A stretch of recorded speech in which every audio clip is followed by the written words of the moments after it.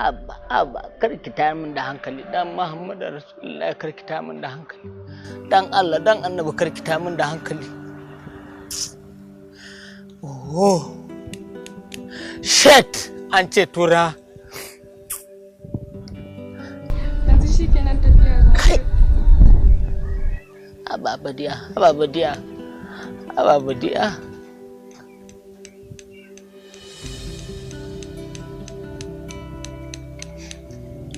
Kar ki damu. Yanzu sai yaushe za ka dawo?